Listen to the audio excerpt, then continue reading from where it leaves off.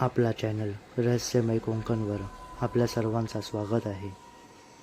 पण गोष्टीला सुरुवात करण्याआधी जर तुम्ही आपल्या चॅनलवर नवीन असाल तर आपला चॅनल रहस्यमय कोकणला सबस्क्राईब नक्की करा.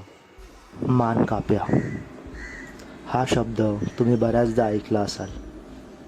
मानकाप्या हा एक असा भूत किंवा आत्मा असते जिचं शिर किंवा मुंडकं नसतं. अशा व्यक्तीचा मृत्यू कोणत्या तरी भयानक दुर्घटनेने किंवा घडवून आणलेले असते. आजचा हा अनुभव अशाच एका मानकाप्याचा आहे, जो कसा क्रूरतेने माणसांचा जीव घेतो व त्यांचा छल करतो.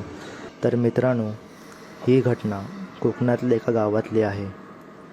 हा गाव डोंगराच्या टपावर स्थायिक आणि त्या गावाकडे जायला फक्त एकच घाटमार्ग. तर खूप वर्षांपूर्वी या गावामध्ये एक समाजसेवक राहत होता. त्याचे बरेच पॉलिटिकल कनेक्शन्सही होते आणि त्यामुळेच त्याने गावामध्ये बरंच सुधारणा आणली होती. मगाशी जो मी घाट रस्ता बोललो तोही त्याच माणसाने बांधला होता. त्या माणसाचं त्याच्या सामाजिक कार्यामुळे खूप प्रशंसा होत होती आणि तेच काही लोकांना आवडलं नाही. एके दिवशी जेव्हा तो माणूस त्याच्या फटफटी म्हणजेच दुचाकीने रात्रीच्या वेळी घरी जात असताना त्याच घाट रस्त्यावरती काही लोकांनी त्याला घेरलं. अंगाने कितीही तो धिप्पट असला तरी त्या गुंड्यांच्या तलवारीने तो वाचू शकला नाही. त्या लोकांनी त्याच घाट रस्त्यावर त्याच्या अंगावर बरेच तलवारीने वार काढले. दुसऱ्या दिवशी ही गोष्ट वाऱ्यागत पसरली. पोलीस चौकशी सुरू झाली, पण ते अपराधी मात्र पोलिसांच्या कधी हाती लागले नाही आणि नाईलाजाने ती केस अशीच राहिली.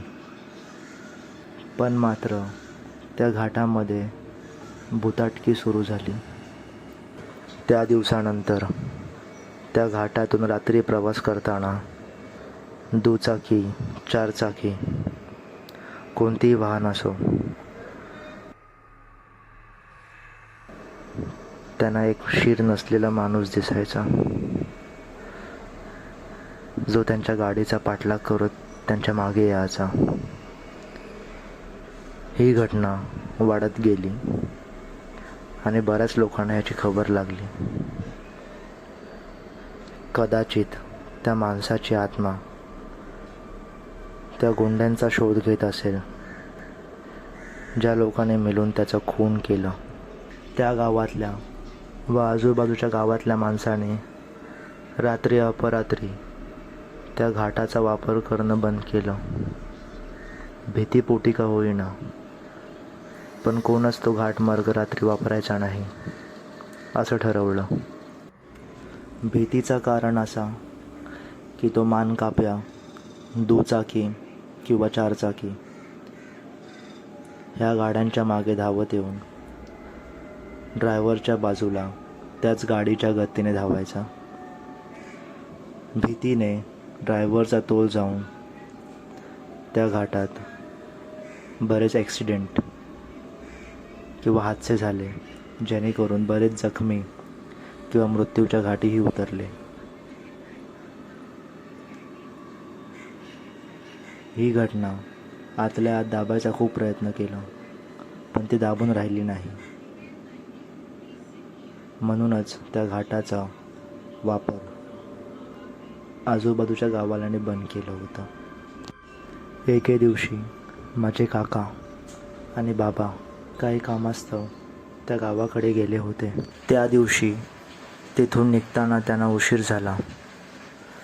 ते रात्रीचा जेवण करूनच तिथून निघाले.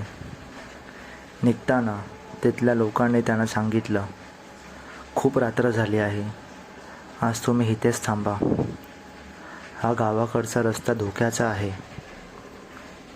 पण माझ्या काकांना या गोष्टींवरती विश्वास नव्हता. ते आणि बाबा दुचाकीवरून त्यावेळी तिथून निघाले पुढे जाऊन तो घाट रस्ता सुरू झाला. त्या घाटावरती एक भयान शांतता पसरली होती. सर्वीकडे घनदाट अंधार आणि ती शांतता जणू जीव घेणेच वाटत होती. दुचाकीने पुढे जात असताना माझ्या काकांना असं जाणवलं की कोणतरी आपल्या मागून येत आहे.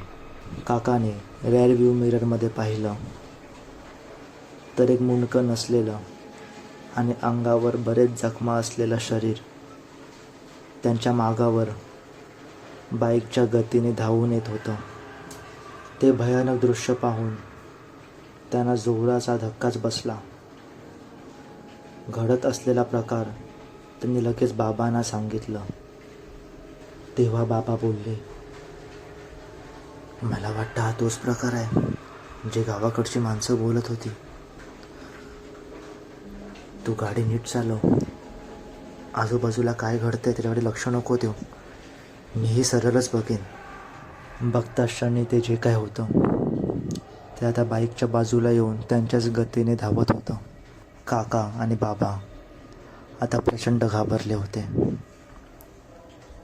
त्यांच्या मनात एकच गोष्ट चालू होती, आज आपण इथेच मरतोय, ही आपली शेवटची रात्र.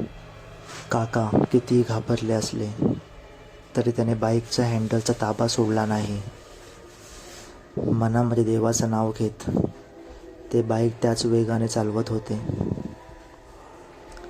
त्यांना माहीत होतं की थोड्या वेळामध्ये घाट संपणार आहे आणि बहुतेक त्याची हद्दसुद्धा.